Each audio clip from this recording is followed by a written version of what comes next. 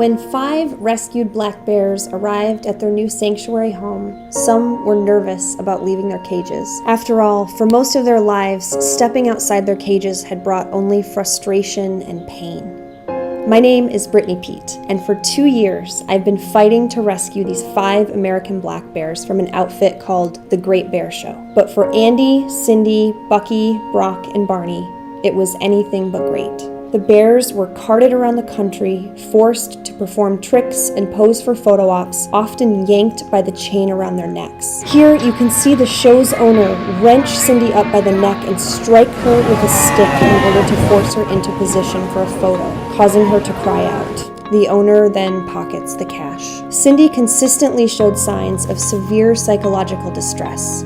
She paced and pawed at the barren makeshift cage and was desperate to swim, explore, dig, or do anything that bears do in nature. Barney, the youngest bear, has suffered from a skin condition for most of his life. Prompted by PETA, the USDA has repeatedly cited the owner for failing to treat it adequately.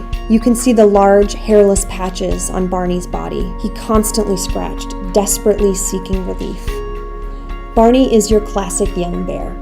All he wanted to do was play, but he was almost always isolated from the other bears. You can see his frustration during the shows as he was forced to balance on barrels and do other tricks. PETA found that during one stretch, Barney was kept inside this tiny transport cage without any exercise. You can see him swaying, a sign of psychological distress. He was trapped inside there for at least 6 weeks.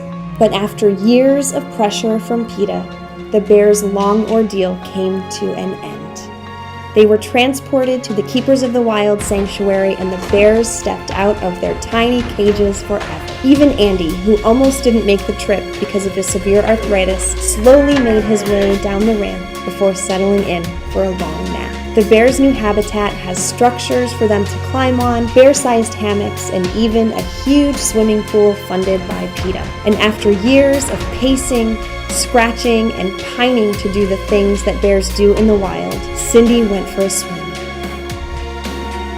Barney, who finally has room to roam and other bears to socialize with, ran and played as if he'd been doing it his whole life.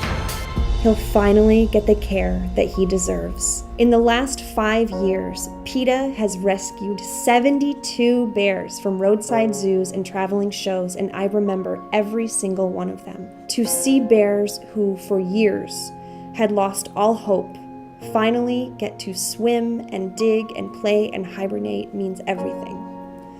To the thousands of PETA supporters who wrote and pressured the owner to send these bears to a sanctuary, thank you. You did it. If we keep working together, then the rescue of Andy, Cindy, Bucky, Brock, Barney, and the 67 other bears will just be the beginning.